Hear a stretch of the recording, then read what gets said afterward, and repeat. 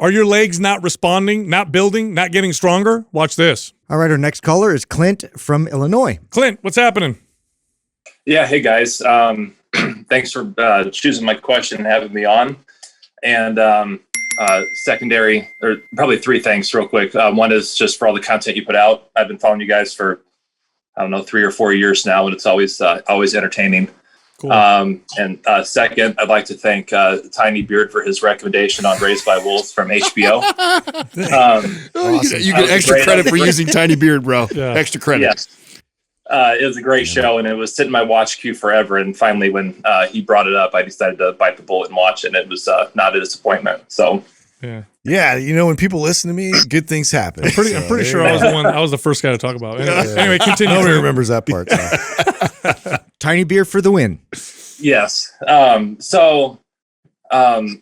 Quick bit of background. So I'm 38, father of 3, and I come from just a hodgepodge of fitness. So I started out in track and field.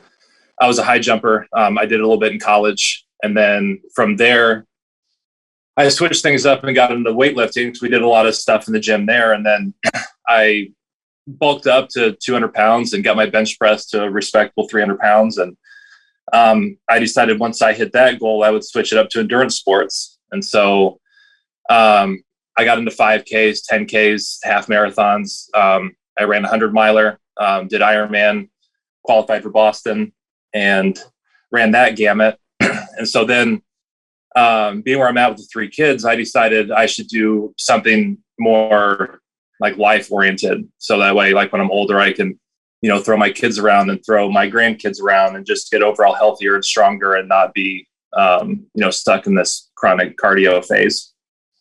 So I've ran MAPS Anabolic a few times in the past, and so now I'm back on it again. What I'm coming across, though, unlike most men, I don't have stubborn calves, but my quads and hamstrings seem to be lagging behind everything else. Like for reference point, I started anabolic again.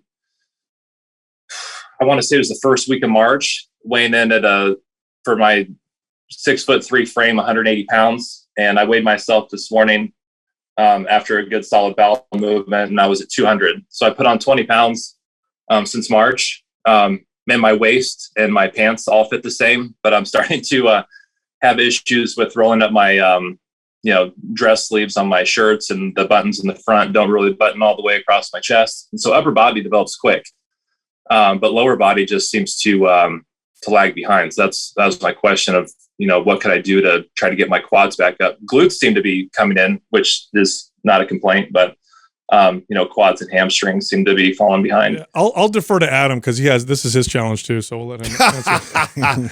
Well, the calves are mine. That's it. No, I mean, you've done a good job building your legs. That's always been a challenge. So they were absolutely, you're right, a challenge for me. A couple things that really made a big difference for me. One, being honest with myself and being consistent with my frequency. Like if in the past, if there were things that I would skip out on, it'd be legs because it would kill me. You're obviously following anabolic. So as long as you're following the program to a T, I know that's not happening. But another big one for me was actually my squat depth. I lacked the ankle mobility. Being a 6'3" guy, it was really tough for me to get down into depth.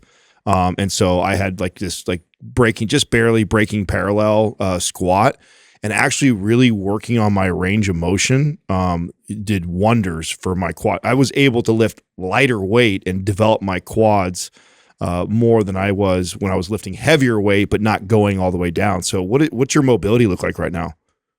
I wear, I'll either go barefoot or wear Innovates when I'm doing squats. And I have no problem going complete ass to grass. Oh, wow. Sometimes when I'm working, right now I'm working from home, but like when I'm working in the office and I want to get some extra mobility, I'll actually sit in a squat position in my desk chair and work like that for an hour or so. I have no problem with my awesome. So you got good mobility. So then the other direction I would go is I would go like a MAPS aesthetic program, and I would put my focus on quads. So the way we design MAPS Aesthetic is that you have your kind of foundational full body routine similar to anabolic, but instead of trigger sessions on the off days, you have what we call focus sessions where we encourage you to pick 1 to 2 muscle groups, and you could just do quads if you want to, or you could do quads and hamstrings, and that would be your focus days. And so we're going to increase the volume on it. And then I would do like specific things like, I would do like goblet squats, things that are going to really target the quads on like days like that. That's going to help out. But without me seeing your squat and being able to help maybe potentially with form or technique, the obvious answer would be to go to aesthetic and then increase frequency by the focus days. That's especially since you're saying that you're able to get acid grass, because that was the big thing for me. I think that's great advice, Adam, especially considering you probably have a lot of stamina in your lower body, considering all your past history of endurance sports. So frequency, you'll probably respond really well to. Really focus on getting a pump, focus on feeling those muscles, getting good form. Start every workout with legs. Okay, so even if you follow other programs, always start your workouts with legs before you hit anything else. And if you feel like you can't connect to your quads or your hamstrings well, it's perfectly fine to do an isolation exercise for quads and hamstrings and then moving to the compound lift. So if your glutes are really taking over and you feel like and this is rare, usually it's the other way around, but if you're like, my glutes respond, which is what you said, I don't feel my quads and hamstrings as much, you could do like sissy squats and single leg deadlifts or leg curls and then go to your barbell squats, your front squats, your leg press. Do them first. Yes. If you don't do Bulgarian split squats, add that in your routine too. That was another one that blew my legs up. It was a movement that I stayed away from because it was so damn hard for me for the longest time. And then I decided, okay, I'm gonna focus on that. So and maybe that's not Bulgarian split squats for you. Maybe that's something you do all the time, and then that's not. But I would look for something like that in my routine. That you really feel. Yeah. So if you have access to a sled, this is where I'm an evangelist again to add more, volume for your quads, your calves, especially too. Just driving the sled without a lot of damage, you can get a whole lot of. I would love that on focus days. Yeah. If you had access to a sled and you're following MAPS Aesthetic, sled work on focus days would be Clint, awesome. have you identified if heavy weight and low reps or lighter weight and higher reps, if one of those two your legs tend to respond better to? Have you identified that? Not yet. It also feels like the strength portion as well as the size seems to just be lagging. Like I haven't tested in a while because I haven't gone back to phase 1 in a bit. But I can tell you that like my bench and squat are pretty equal. And it could be, a lot of my muscle gain could be like muscle memory regain from my early lifting days where I didn't do a whole lot of legs because I was running so frequently, but I blasted my upper body. Not to admit that I was a pro, but maybe that's part of it, that all this regrowth is just coming back from, starving myself and running. Yep. That's I think exactly what's happening. I think what you just said makes a lot of sense. And look, here's the other thing too. If it's not uncommon for someone's, bench press to be right around where they squat, especially if they're really tall. That doesn't mean that you're necessarily weak in your legs. I mean, if you have a squat, look, I tell you what, I know a lot of guys that bench press 300 pounds, they can't squat a proper 200 pounds all the way down.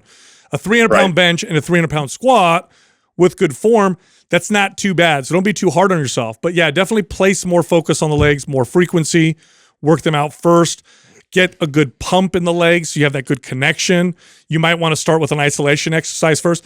We're going to send you MAPS Aesthetic if you don't have it. That program, I agree, is going to be perfect for you. I think it'll be the perfect routine to help you bring up that, your lagging body part for sure. So like my ability to recover between exercises is, it's borderline ridiculous at this point with all the, I think it's probably with the running where like I could go out and run a marathon on a Saturday. And then I pulled up to a 10K race on Sunday and was within a minute of my PR, and then it seems to be the same way with weight training. Would there be any benefit to like German volume training for legs just to try to get that to pull back up? Or is that going to be should I'm not focus so much on volume because of how high my endurance is? Yeah. I'm starting to smell something here, Clint. Yeah. Okay. Damn it, Justin. Well, It wasn't me. No, it's not you guys. Okay. You made a comment about it's been a while since you've been in phase one of MAPS Anabolic. We already know you got a running background. You can handle. You just said again too. You can handle a ton of volume.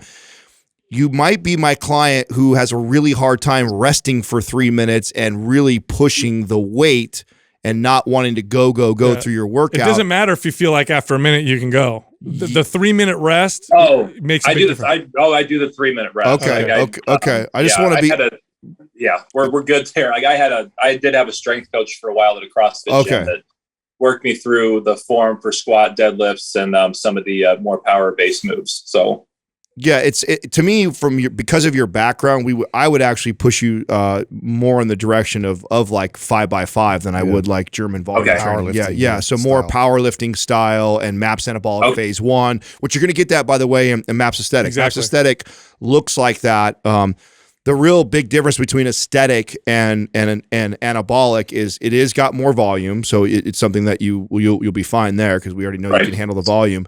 And instead of trigger days, you're doing these focus sessions, and it's literally designed to target an area that you think is lagging on your body and bring it up. So it's the right program for you. Follow that to a T. You were saying some things that made me had to ask some more questions that could be potential, but sounds like you get the rest period thing down. So follow aesthetic. I think you're going to be fine, man. Yeah, I think you'll be surprised. I think you'll be happy with how your body starts to respond with it. now with one last thing. So with aesthetic, is there like an at-home version with that as well? Because right now I'm doing most of the stuff at home, which is I've got a squat rack and a bench and all that stuff. Is that programmed into aesthetic as well as anabolic? Yep. Cool. Yep. Awesome. You got it, man. Thanks for calling in. Yeah. Thank you. Much appreciated. Thank you. All right, Clint. You know what he said that made the biggest, I think is making the biggest impact here is he has muscle memory for his upper body, not for his lower body. Because he avoided hitting legs hard with weights. All he did was the endurance work. So what you're doing essentially is you're comparing muscle memory for one part of your body, and the other one is like new growth. New growth is always going to take a lot longer than muscle memory. Just the way it is. And if you tend to like the higher rep, high volume type of training more and you lean more towards that, I still feel like, he made the comment about not doing phase 1 in a long time. He can handle a lot because of his running. I feel like he probably needs to be spending more You'd time. like to see his effort in terms of loading. Yes, I of would. weight? I Yes, would too, yeah. that's what I want to see. I want to see. It sounds like the guy knows what he's doing. He's got a coach and everything like that. So it's hard for me to coach over a fucking microphone or phone.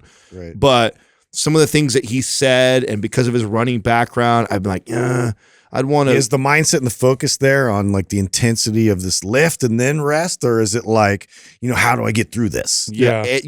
Another program that, if he's probably going to listen to this, Clint, another program to look into after aesthetic would be Powerlift. Yeah. I think Powerlift would be a great program for him afterwards. I think he'd see that too. So hopefully aesthetic, he sees what we're looking for after aesthetic, and maybe run into Powerlift as the second program.